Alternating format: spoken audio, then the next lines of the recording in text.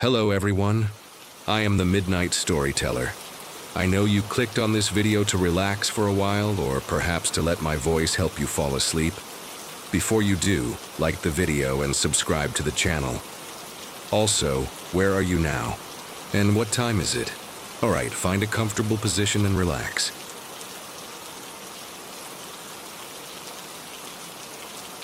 Life in the city has its routines. You frequent the same coffee shops, walk the same streets, see the same faces day after day. Most of these faces are just part of the background noise, anonymous figures in the urban tapestry. But sometimes one face stands out, and you notice it more than once. That's how it started with the man I came to think of as the familiar stranger. I first saw him in the small park near my apartment. It's not a large park, mostly just a patch of green, with a few benches and some trees. A place people cut through on their way somewhere else, or where office workers eat lunch. I'd often walk through it on my way home from work. I noticed him sitting on a bench, staring straight ahead. He was an ordinary-looking man, middle-aged, wearing unremarkable clothes, a worn jacket, faded trousers. Nothing about him was striking, except his stillness. He sat there, motionless, for a long time. I passed him, and didn't think much of it. Just someone taking a break. A few days later, I saw him again. This time, he was standing on the corner, near my usual grocery store. Again, he wasn't doing anything, not looking at his phone, not waiting for anyone, just standing there, facing the street, perfectly still. He looked vacant. His eyes were wide open, but they seemed to be looking through everything, focusing on nothing. I felt a slight tug of recognition. That feeling of having seen someone before, but I couldn't place him. After that, I started seeing him everywhere. Not just in my neighborhood, but across the city. I'd see him standing outside my gym, sitting on a different bench in a different park, standing by a bus stop, even though no bus was coming, always motionless, always staring blankly ahead. He wasn't following me, not in a direct sense. He was just there, always in places I happened to be, often alone, often in a static posture that drew the eye precisely because of its lack of movement. The frequency of these sightings became unnerving. It felt beyond coincidence. The city is huge, millions of people, yet I kept encountering this one unremarkable, unmoving man. I started changing my routes, leaving for work at different times, going to different coffee shops. It made no difference. Sooner or later, usually when I least expected it, I would see him again, standing perfectly still on a street corner, or sitting on a train, his blank eyes staring into the distance. My initial confusion turned into a low-grade anxiety, then into a creeping paranoia. His blank stare began to feel intentional, as if he wasn't looking through things, but looking at something I couldn't see, or perhaps, looking for me. I started feeling a sense of dread whenever I entered a public space, scanning for his figure. Seeing him would send a jolt of adrenaline through me, my heart hammering in my chest. I tried to find a pattern. Was he appearing at certain times, in certain types of places? Was there any connection? But there seemed to be none. He was just there, a static anomaly in the constantly moving backdrop of the city. The more I saw him, the more his unblinking stare unsettled me. It felt vacant. Yes, but also somehow knowing, as if he contained a vast empty space behind his eyes that held something I couldn't comprehend. I tried to tell myself there was a rational explanation. Maybe he had a medical condition that caused catatonia. Maybe he had a strange job that involved standing still in public places. Absurd. I knew, but I was desperate for explanations. But the sheer improbability of encountering the same person, who was always exhibiting the same strange behavior, in so many different unrelated locations across a large city, chipped away at any rational facade. The psychological toll was immense. I felt constantly watched, not just by him, but by the unseen thing that seemed to drive his presence. His stillness, my sense of safety in public vanished. Every time I stepped outside, I braced myself for the sight of him. My eyes would dart frantically around, scanning crowds, street corners, distant windows. It was exhausting. I became withdrawn, jumpy. Friends noticed I was on edge, asking if something was wrong. I couldn't explain it. I keep seeing the same weird guy. Sounded like the ramblings of a lunatic. The climax came one rainy afternoon. I was walking down a busy sidewalk, head down trying to avoid puddles. The street was crowded with umbrellas. I felt that familiar prickle on the back of my neck, that cold sense of being observed. I froze, my heart leaping into my throat. Slowly, I raised my head and scanned the faces around me. And there he was. Not across the street, not in the distance. He was standing less than 20 feet away. On the same sidewalk, amidst the flow of pedestrian traffic. He was facing directly towards me, his usual unblinking stare fixed on my face. Rain plastered his hair to his forehead, dripping down his vacant cheeks, but he didn't blink, didn't move to shield himself. People flowed around him like water around a stone, but this time as I stared back, something was different. His blank expression seemed to waver, like static on a screen, for just a fraction of a second. His features seemed to flicker, to distort. His mouth seemed to open wider than it should, forming a silent, gaping void. And his eyes, they weren't just blank anymore. They were filled with a swirling, impossible darkness, like looking into a bottomless well. The distortion was fleeting, gone as quickly as it appeared, and his face snapped back to its usual unremarkable vacant stare. But I had seen it, that flicker of something horrifying beneath the mundane surface. That brief glimpse into the impossible darkness within his eyes. My body reacted instinctively. I gasped, a choked sound, and stumbled backward, bumping into someone behind me. Without a second thought, I turned and ran. I ran as fast as I could, pushing through the crowd, not daring to look back, my heart hammering. The image of that distorted, vacant face burned into my mind. I didn't stop running until I reached my apartment building, bursting through the lobby doors, trembling, gasping for air. I made it inside, locked my door and collapsed against it, hyperventilating. I stayed in my apartment for 2 days, too terrified to go outside. Since that day, I haven't seen him. Not once. It's been weeks. Part of me hopes he was some kind of manifestation, tied to my fear, and running away somehow broke the connection. But a larger, colder part of me believes he was real. And that terrifying flicker I saw was a glimpse of whatever was behind him, using him as a vessel, or perhaps controlling him. The relief of not seeing him is immense, but the fear he instilled is permanent. I'm still on edge in public spaces. I scan crowds, check corners, avoid making eye contact with strangers who stand too still or look too blank. I still feel a sense of dread when I'm walking alone. The phantom weight of being watched settling on my shoulders. I don't know who or what he was, or why I kept encountering him, but the memory of that distorted face, that glimpse of impossible darkness in his eyes, is a constant chilling reminder that sometimes the most terrifying things aren't hidden in the shadows. They're standing in plain sight, in the middle of a crowded street, waiting for you to notice them. And once you do, they might just show you what's truly lurking beneath the surface of the mundane. And you can never unsee it.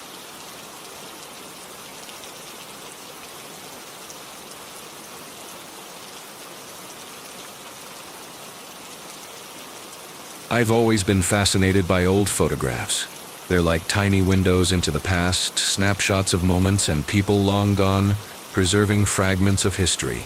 When my grandmother passed away, among the difficult tasks of sorting through her life's possessions, I found a box of old photos tucked away in the back of a closet. They spanned decades, chronicling family events, holidays and everyday moments in faded sepia and black and white. It felt poignant, like holding tangible pieces of history in my hands.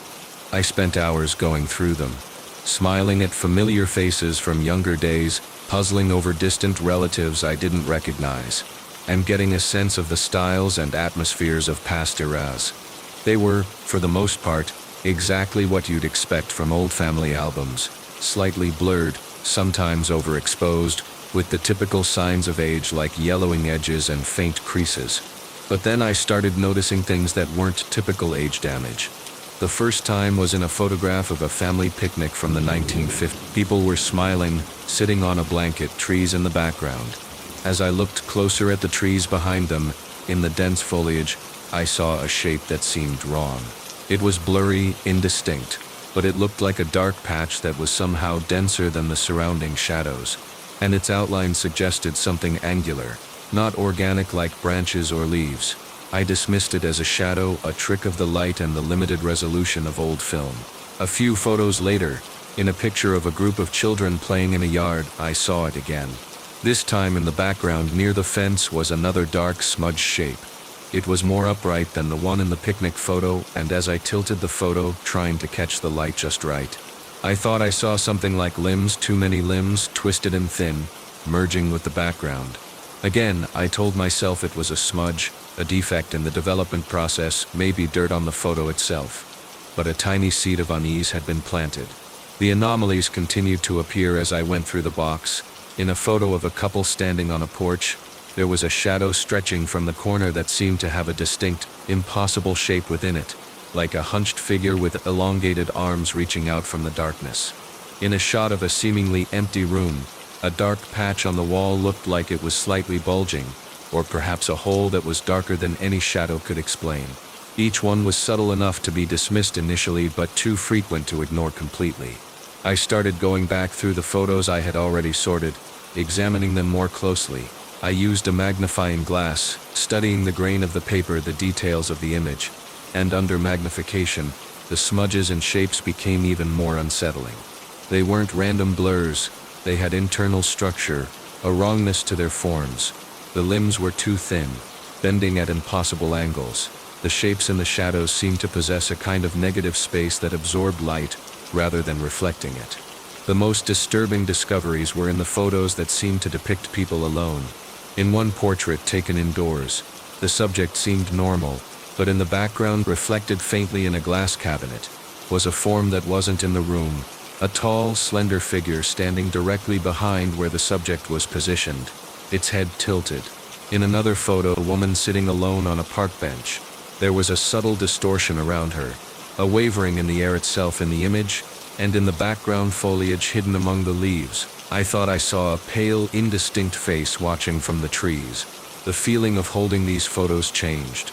They no longer felt like windows to the past, they felt like containers, as if whatever I was seeing wasn't just captured in the photo but somehow lived within it. I started feeling a creeping sense of being watched even when I wasn't looking at the photos.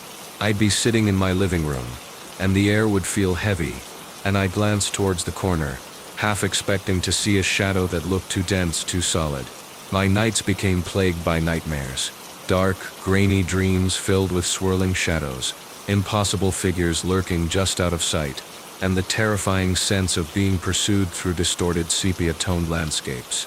I'd wake up in a cold sweat, the images from the photographs burned into my mind, feeling like I had somehow stepped into the world they depicted. I tried to find a rational pattern. Were the photos from a specific location, taken by a specific camera? Was there something about the people in the photos?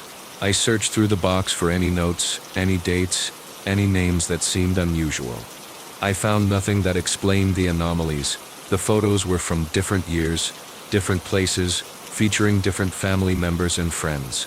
The only constant was the presence of these unsettling, impossible shapes lurking at the edges or in the background.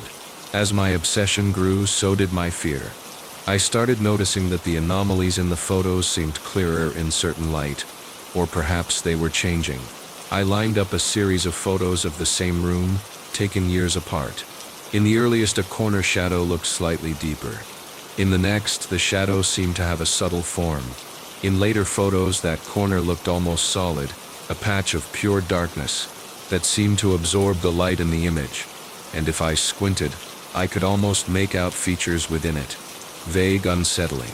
The realization hit me with the force of a physical blow. These weren't just defects. Something was being added to the photos. Or maybe something was always there, just barely visible. And the aging process, or my prolonged attention, was making it clearer. The climax came with one particular photograph. It was a simple portrait of my grandmother as a young woman, standing in a garden. She looked happy, vibrant. I had looked at this photo several times before, but one evening, examining it under a desk lamp, the air around me grew suddenly cold. I felt a prickling sensation on my arms, and my heart started to pound. I looked down at the photo and the background seemed to deepen, the colors richer, almost unnaturally so. The flowers behind her seemed to wilt slightly in the image. And then, just behind her, partially obscured by her shoulder, a shape began to solidify in the background foliage. It wasn't just a smudge or a shadow this time. It was a face. Pale, indistinct, but undeniably a face. Staring out from among the leaves. Its eyes were dark voids, fixed directly on me. And as I stared at it horrified, the eyes and the face in the photo seemed to move. They shifted, tracking my gaze as I instinctively pulled the photo closer, then pushed it away. Then, the photo itself seemed to react. It felt unnaturally cold in my hands, radiating a chill that bit at my fingertips. And I heard it, a faint, dry whisper that seemed to emanate from the paper itself, like brittle leaves skittering across stone. The whisper was too low to understand, but it filled me with a profound sense of dread, a feeling of ancient trapped malevolence, dropping the photograph as if it had burned me. I scrambled back, knocking over the lamp in my panic. It lay on the floor, its light casting frantic, jumping shadows. My body was shaking uncontrollably, my mind reeling. The face in the leaves, the moving eyes, the cold, the whisper from the paper. It was too much. I knew I couldn't keep the photos.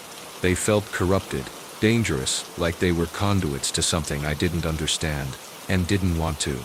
With trembling hands I gathered all the photos in the box. I didn't dare look at them too closely as I did. I wrapped the box tightly in plastic, then in tape, sealing it as if trying to contain whatever was inside. I took it to the deepest part of my closet, shoved it behind old luggage, and covered it with blankets. A desperate attempt to bury it, to pretend it didn't exist. But simply hiding them wasn't enough. The images are burned into my memory, clearer and more terrifying in my mind than they ever were on the paper. I still see the shape in the trees, the twisted limbs, the eyes that follow. I can't look at old photos anymore without a jolt of fear, without scanning the backgrounds for anomalies. The secret of the old photographs wasn't just in the images themselves, but in what they represented. A past that wasn't entirely gone. A reality that was more fluid, more permeable than I had ever believed. And the chilling possibility that by looking at them, by giving them my attention, I had somehow awakened something, or worse, caught the attention of whatever lurked within those faded, captured moments. The box is hidden, but the dread remains, a constant low hum of fear that reminds me that some secrets once seen can never truly be put away. And that sometimes the past isn't dead, it's just waiting in the background of an old photograph, watching.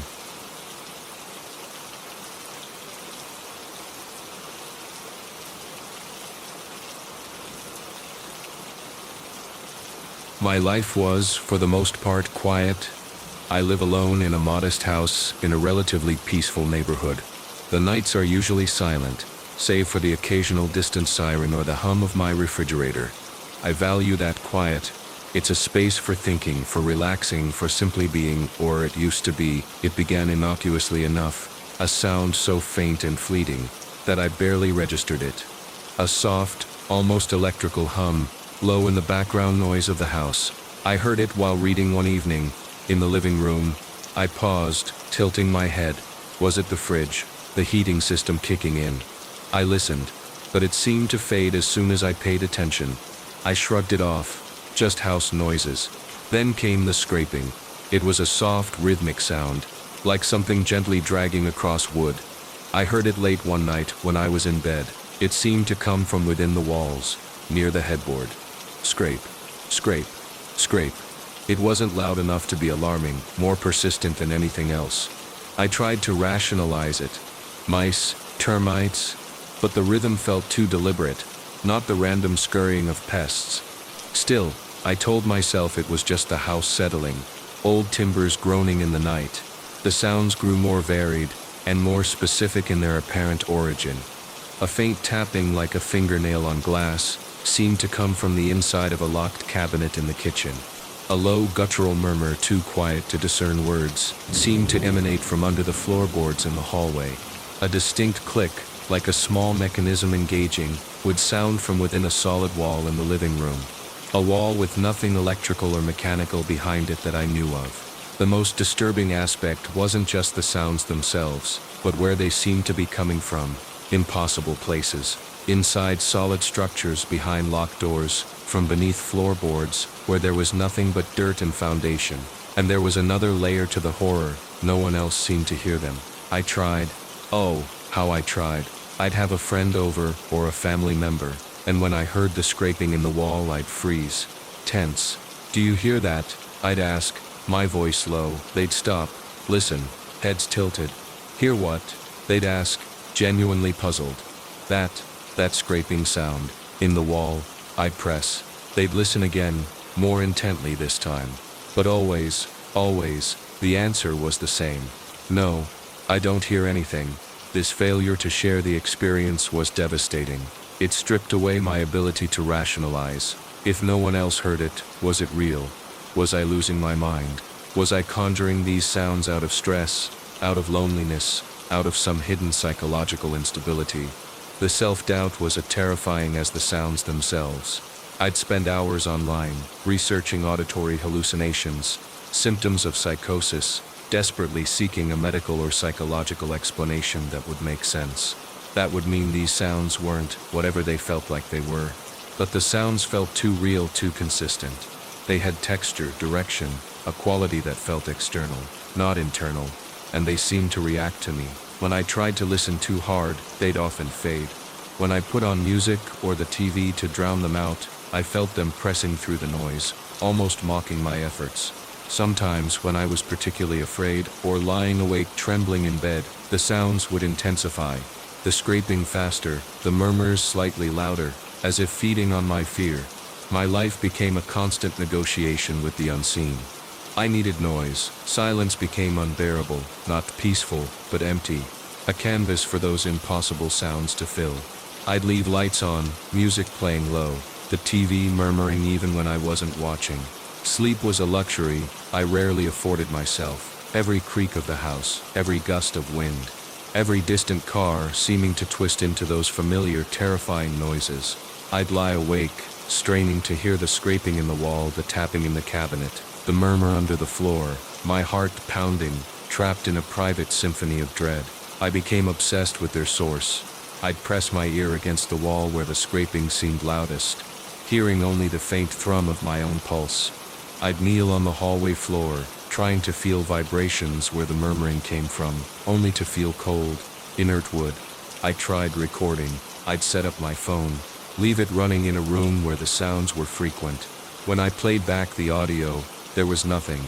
Just the normal ambient noise of the house. The sounds were there, but they couldn't be captured, couldn't be shared, couldn't be proven. This inability to record them amplified my self-doubt, but also deepened the horror. If they couldn't be recorded, what were they? The sounds continued to escalate, becoming more complex, more disturbing. The scraping became frantic at times, like something desperately trying to claw its way out. The murmurs sometimes seemed to overlap, a chorus of indistinct voices just beneath the threshold of understanding. The clicks from the wall sounded like a code, rapid and deliberate. The climax came one night when the silence was profound. My attempt to drown out the sounds with music had failed. The music felt thin, inadequate. I turned it off, desperate for, I don't know what, clarity. A break. The house was instantly, terrifyingly quiet. And then the sounds began, not subtly, but all at once, and with overwhelming intensity. The scraping erupted from all the walls at once. A cacophony of frantic clawing. The murmurs rose from under the floor, no longer indistinct, but a horrifying blend of what sounded like pained gasps and low, guttural growls. The clicking from the wall became a rapid, percussive beat, sharp and insistent. And then, piercing through the other sounds, came a new one. A high-pitched electronic shriek, like feedback or a dying signal, that seemed to come from everywhere, and nowhere at once, vibrating deep within my skull. The sounds were too much. They filled the house, filling my head, overwhelming my senses. They weren't just heard, they were felt. The air felt charged, heavy.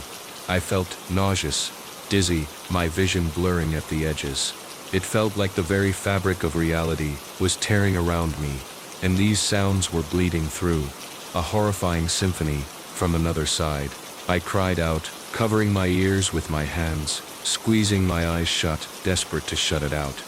But the sound seemed to penetrate everything, louder inside my head than outside. The screaming feedback, the frantic scraping, the growling murmurs, the insistent clicking, they were a physical assault. I stumbled blindly towards the front door, driven by a primal need to escape the sonic hellscape my home had become. I fumbled with the locks, my hands shaking violently, the sounds pounding in my ears.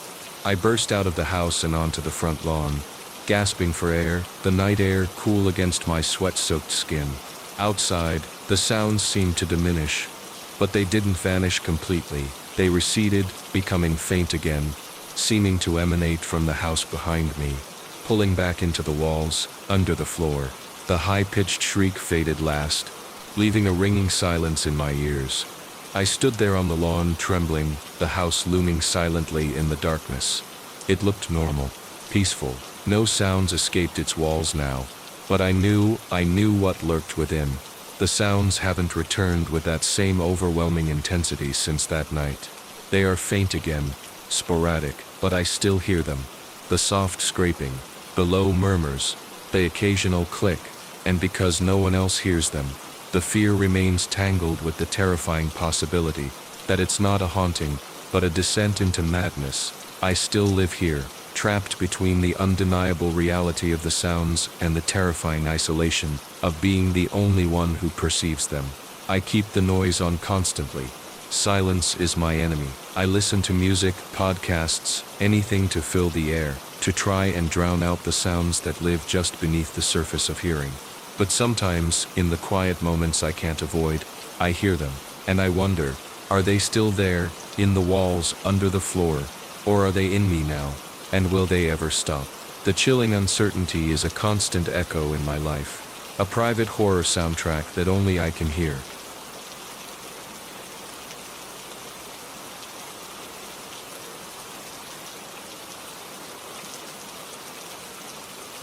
There's a certain weight to old objects, isn't there? Not just their physical mass, but the unseen history they carry, the countless hands that have touched them, the rooms they've sat in, the moments they've witnessed. I found a piece like that in a small, dusty antique shop on the edge of town. It was a large, dark wooden chest, heavy and ornate, with carvings that were intricate but faded with time. It felt solid, grounding, like something built to last for centuries. I bought it for a reasonable price, drawn to its history and the idea of giving it a new life in my home. Getting it into my apartment was a struggle, its weight immense. I finally got it positioned in my living room, an imposing dark presence against the lighter walls. As I was wiping off the layers of dust, running my hands over the cool, smooth wood, I felt it. It wasn't the general coolness of old wood. It was an intense, unnatural cold emanating from a specific spot on the top surface of the chest, right near the back edge. It felt like touching a block of ice that didn't melt, a cold that seemed to sink into my skin rather than just resting on the surface. It was so sudden, so profound, that I instinctively pulled my hand away, a gasp catching in my throat. I stared at the spot, then at my hand. My fingertips felt numb, strangely sensitive, and the intense cold seemed to linger there, a phantom chill that wouldn't dissipate immediately. I touched the surrounding wood, normal room temperature. I touched that specific spot again, hesitantly, the same biting, impossible cold. It was as if a small piece of the Arctic had been embedded in the chest. My initial reaction was confusion, followed quickly by rationalization. Maybe the chest had been stored somewhere incredibly cold recently. Maybe there was a strange draft hitting that specific spot from somewhere I couldn't feel, but the feeling was too localized, too intense. It felt wrong, deeply, fundamentally wrong. Curiosity, morbid and insistent, began to gnaw at me. What was this cold? I started touching the spot more often, tentatively at first, then holding my fingers there for longer periods.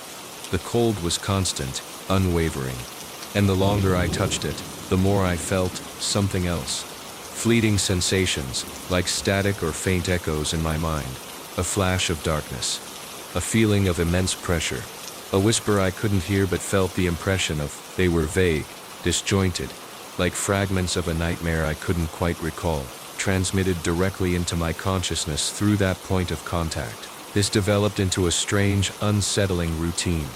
Despite the growing fear, the unnatural cold exerted a pull. I couldn't stop thinking about it, wondering what memories, what feelings, what presence was locked within that frigid spot. I started researching the history of wooden chests, antique furniture, looking for any lore or legend about objects that held coldness or absorbed negative energy.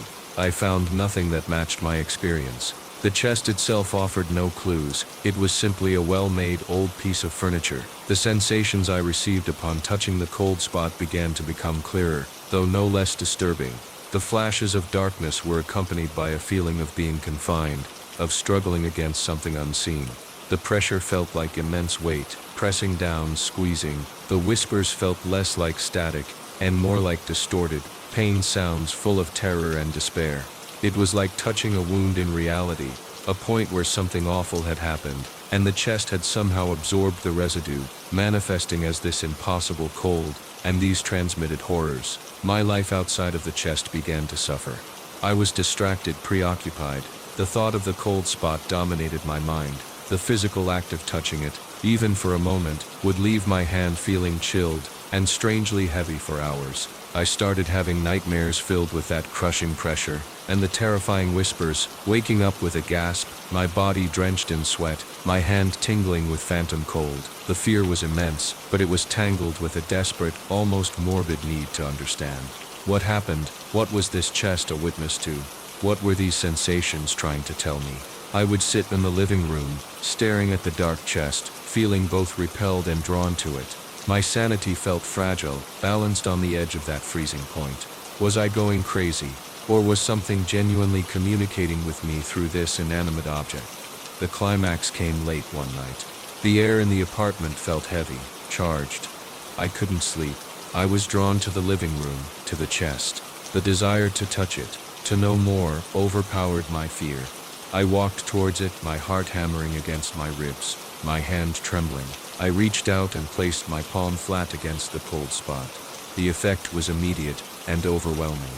The coldness wasn't just localized anymore. It surged up my arm like icy water, flooding my entire body. My vision swam, filled with a blinding flash of absolute darkness.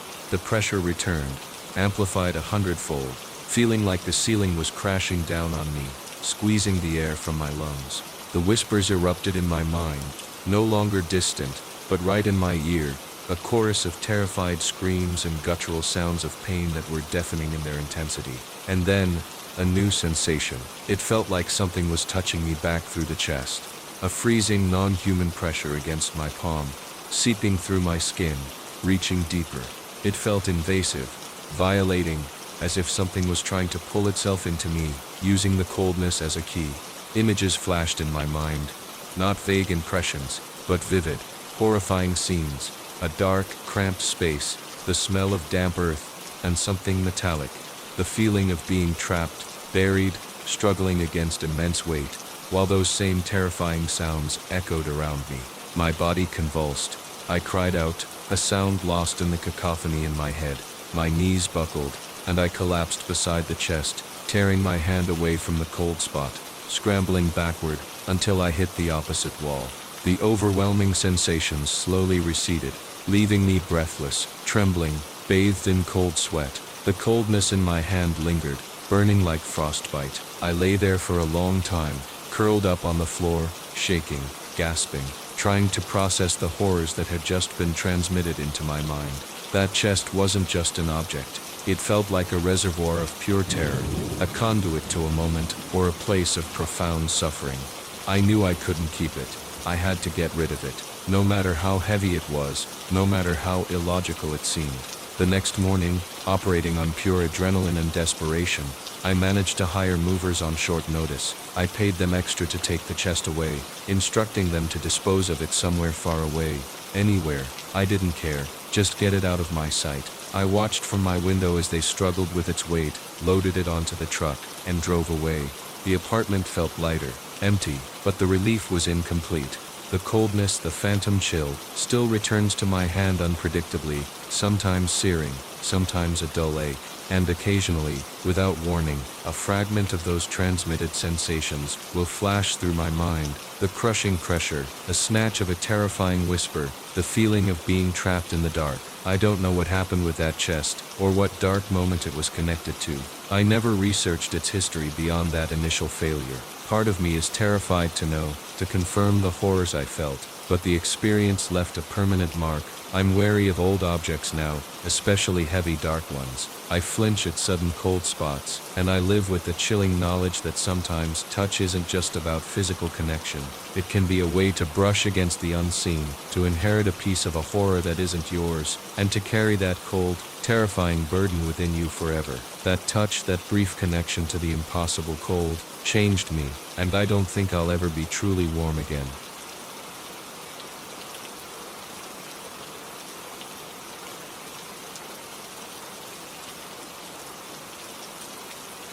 Noise had become my enemy.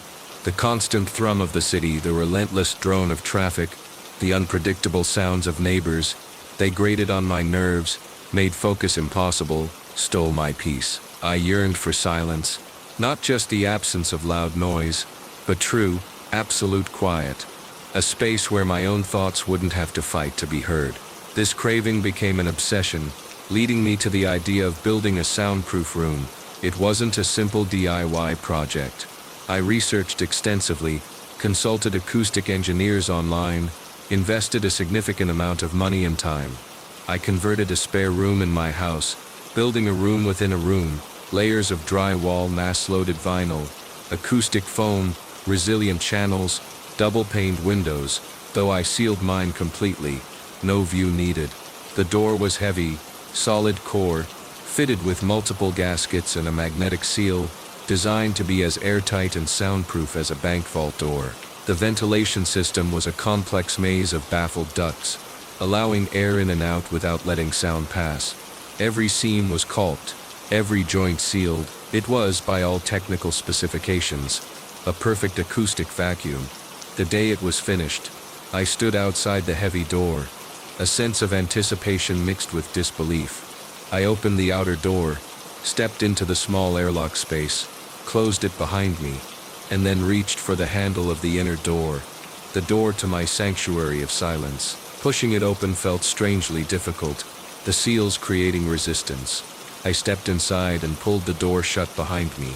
The world outside vanished. No street noise, no birdsong, no distant hum. The silence was immediate, profound, almost disorienting. It wasn't just the absence of sound, it was a presence of silence, a pressure on my eardrums that felt both strange and exhilarating. In that perfect quiet, I could hear things I never normally noticed. The subtle whoosh of air in my own lungs, the rhythmic thump-thump of my heartbeat, loud in my chest, the faint high-pitched whine of blood rushing through my ears. It was unsettlingly intimate, a hyper-awareness of my own biological functions. But it was pure, unadulterated silence from the outside world.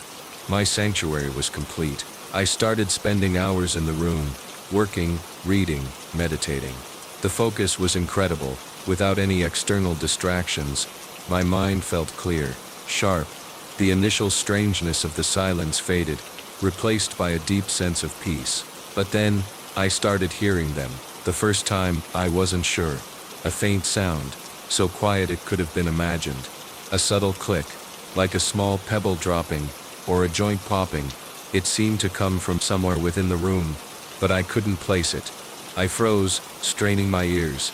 Nothing, just my heartbeat and breathing. I dismissed it. My ears adjusting to the silence, perhaps, or phantom sounds the brain creates in sensory deprivation. But the click returned, and it wasn't alone. I started hearing a low hum, not mechanical, but something softer, deeper, that seemed to vibrate in the very air of the room. It was almost below the level of conscious hearing, more felt than heard, like a subtle pressure oscillating. I'd stop my breathing to listen, and the hum would seem to recede, only to return when I forgot about it. These weren't sounds from my body. They felt external, clearly separate from the internal symphony of my own biology. They were in the room. But how? The room was sealed, soundproof. Nothing could get in. I started testing the soundproofing again. Frantically, I'd go outside the room, seal both doors, and shout at the top of my lungs, press my ear against the heavy door. Silence. Absolute, perfect silence from the inside. I had friends come over, had them stand outside the room, and make noise while I was inside. I heard nothing. The soundproofing was functioning exactly as designed, which meant the sounds I was hearing were originating within the sealed space. The realization was deeply terrifying. I was alone in a perfectly silent box, but it wasn't silent. There were sounds here, sounds that weren't entering from the outside, sounds that only I seemed to perceive. The sounds escalated. The clicks became more frequent, sometimes sounding like they were moving around the room. The hum intensified, sometimes accompanied by a feeling of pressure, a sense of the air becoming thick. And then came the whispers, faint at first like dry leaves skittering across a floor, or distant static. They seemed to emanate from the walls themselves.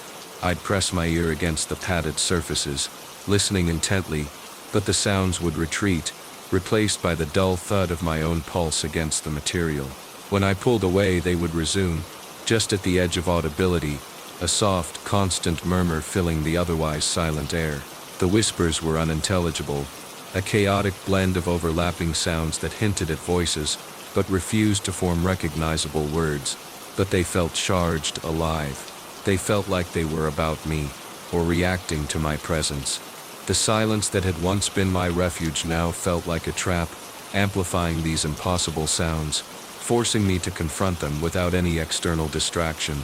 I was sealed in with something I couldn't explain, couldn't escape, and couldn't even prove existed to anyone else. The psychological toll was immense. I was constantly on edge, straining to hear the sounds, trying to interpret them, trying to locate their source. The self-doubt battled with the undeniable reality of what I was hearing. Was I having a breakdown, creating auditory hallucinations in the silence? Or was the soundproofing so effective that it was revealing a layer of reality, a dimension of sound or presence that was always there, but normally drowned out by the noise of the world? The latter seemed impossible, but it felt more true than the idea of sudden, isolated madness.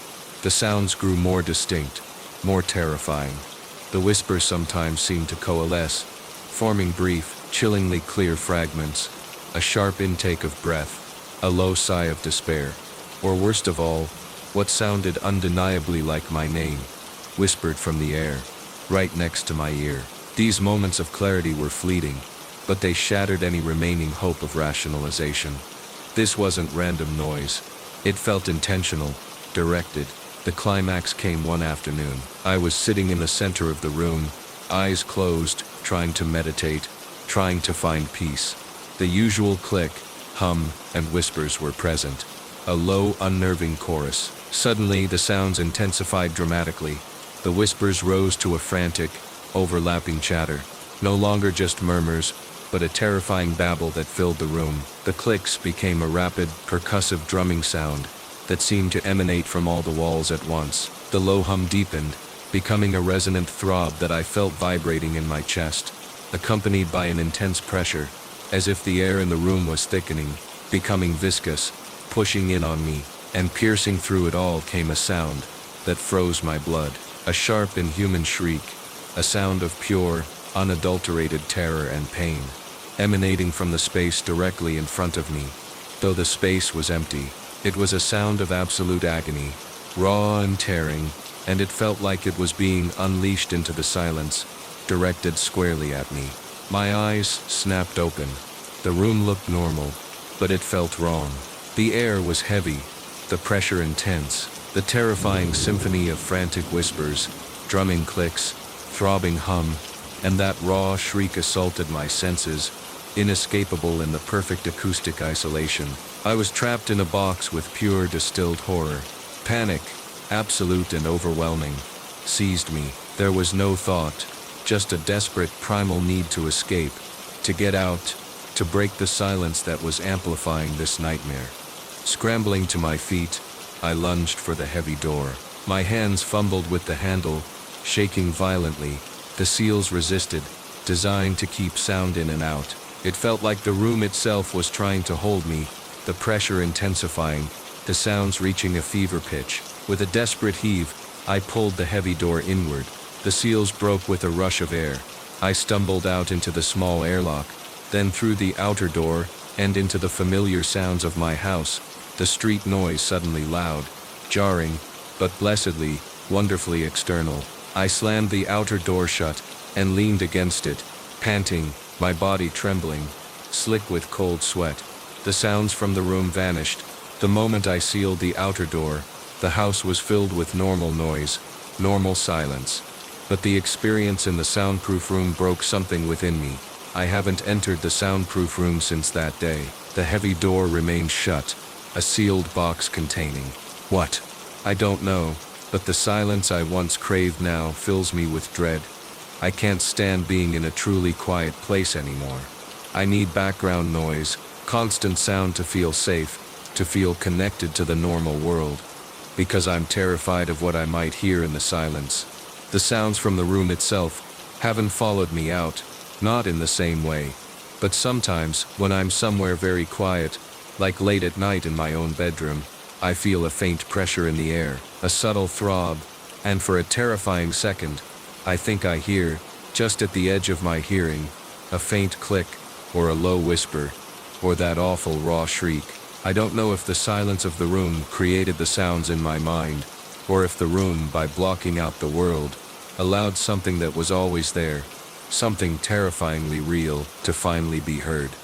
All I know is that the sanctuary I built became my personal hell, a place that taught me that sometimes, silence isn't empty, it's just waiting for the right conditions to reveal what's hidden within, and that some sounds once heard can never truly be unheard.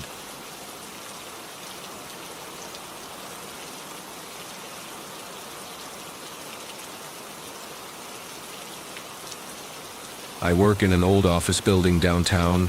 It's a solid, unremarkable structure, maybe 25 stories tall. Like most modern office drones, I rely on the elevators. The stairwells are rarely used, usually reserved for fire drills, or employees sneaking a smoke break on the ground floor steps. They're utilitarian spaces, concrete stairs, metal railings, drab paint, emergency lighting, functional, forgettable. Or so I thought. One Tuesday morning, the elevators were acting up, slow, jerky, stopping on random floors. Frustrated and running a little late for a meeting, I decided to take the stairs down from my office on the 20th floor. It was an unusual choice for me, but seemed like the quickest option. I pushed open the heavy stairwell door and started my descent. The air in the stairwell was cooler than the office, still and smelling faintly of dust and cleaning supplies. I started counting the floors as I passed the landing numbers painted on the wall, 1917. I kept a steady pace, the rhythmic thud of my footsteps echoing in the enclosed space. 9.8, almost there. I passed 3.2, and then I saw the sign for 1. I pushed open the door on the ground floor and stepped out, blinking in the brighter lobby light. Okay, that wasn't too bad. Quicker than the elevator, maybe. The next day, the elevators were still slow. I decided to take the stairs again, but this time, I decided to walk all the way down to the basement levels, just to see what was there. I knew the building had a couple of subterranean floors for parking and maintenance, labeled P1 and P2. I went down from 20 again, past 1, and continued. I saw the sign for P1, then P2. I expected that to be the end. Maybe a door leading to the garage or maintenance rooms, and then a solid wall or foundation, but the stairs kept going down. I paused, confused. I looked at the landing sign. It was just a painted number like the others, but it wasn't P3 or anything I expected. It was just another number. Let's call it 20. Below the H1 had been PM, then P2. This new level was numbered 26. My mind stumbled. That didn't make any sense. The building only had 25 stories above ground. I descended to the next landing. The sign read 27. Below that, 28. My heart started to beat a little faster, a prickle of unease on my skin. This had to be wrong. A numbering error, an old part of the building map I didn't know about. I went down several more flights, passing levels 20. The air was getting colder, and the familiar dust smell was replaced by something else, something faintly metallic and damp. By the time I reached level 45, my legs were starting to ache, and a sense of profound disorientation had set in. I knew logically that this was impossible. A 25-story building couldn't have 45 levels below the ground floor. I turned around and started climbing back up, counting the levels again, all the way back up through 26, P2, P1, and back up to 20. The count was consistent going back up. The numbers were real. I spent the rest of the day distracted, unsettled. Was I going crazy? Had I miscounted?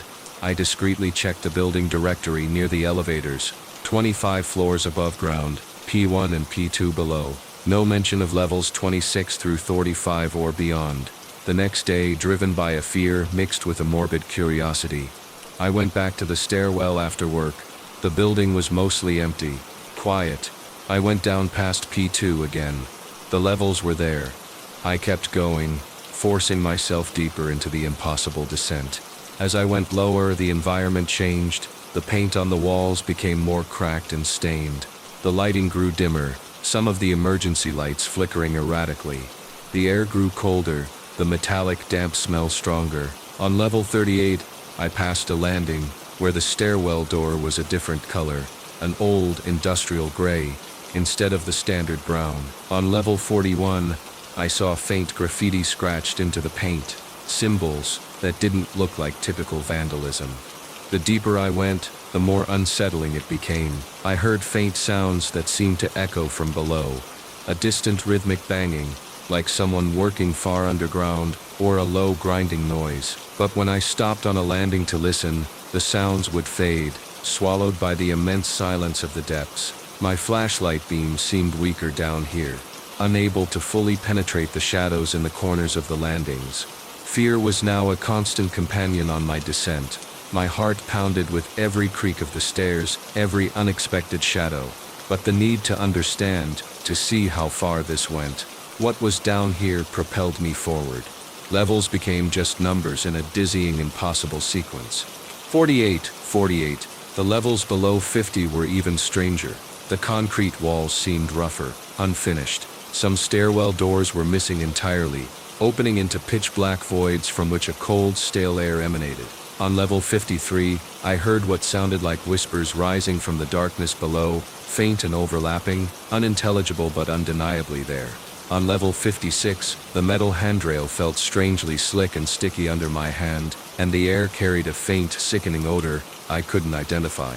I tried to document it. I took pictures with my phone, but the photos came out dark, blurry, showing nothing of the strange environment, just typical stairwell landings, obscured by shadow. It was as if the camera couldn't capture the wrongness of the place.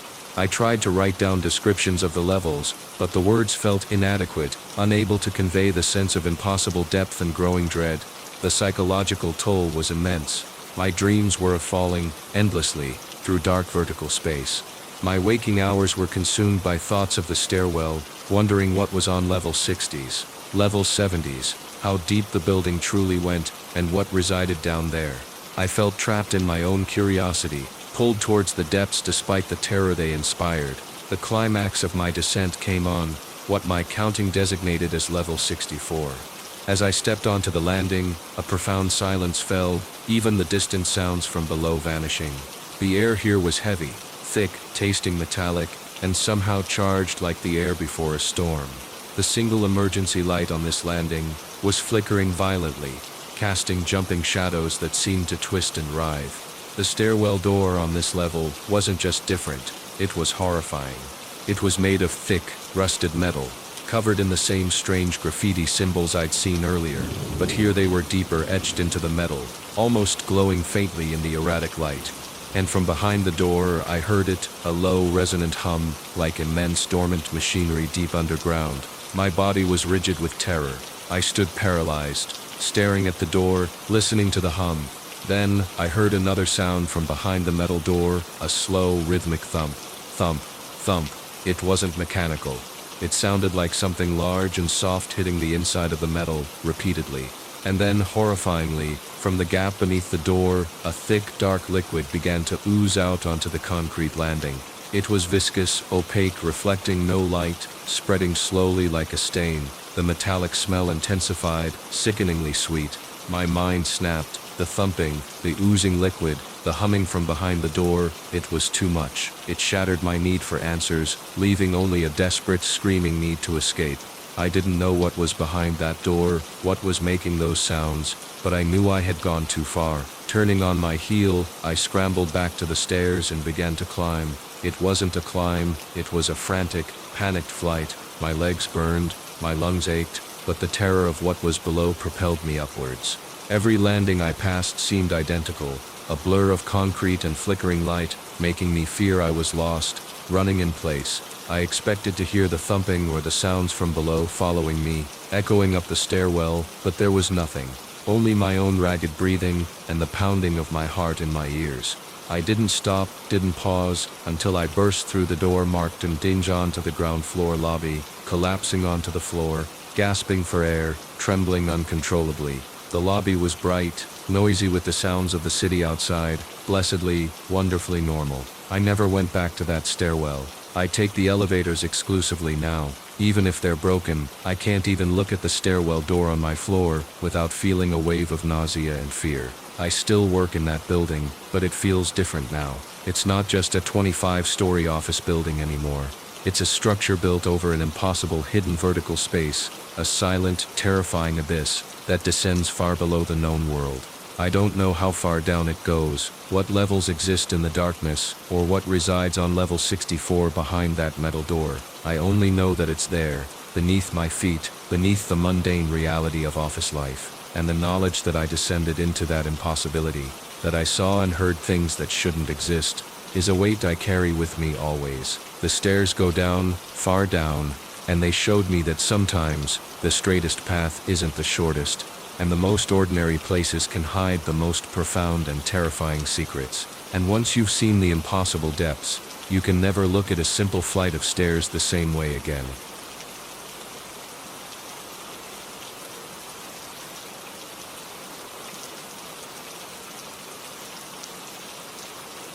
I live in a place where the fog is a regular visitor. It rolls in from the coast without much warning, thick and heavy, wrapping the town in a damp gray shroud. It steals the light, muffles sound, and reduces visibility to mere feet, transforming the familiar streets into a disorienting maze. Some people find it atmospheric, even beautiful. I used to be one of them. Now fog fills me with a profound, bone-deep dread. It started subtly, as these things often do. I was driving home late one evening when the fog rolled in faster than expected. Within minutes, visibility dropped to near zero. I had to slow to a crawl, headlights barely penetrating the dense white wall ahead. The world outside the car dissolved into a uniform gray. The only sounds were the gentle swish of my wipers and the muffled hum of my engine. As I was inching my way down a familiar road, my eyes strained against the limited view, I saw something by the side of the road.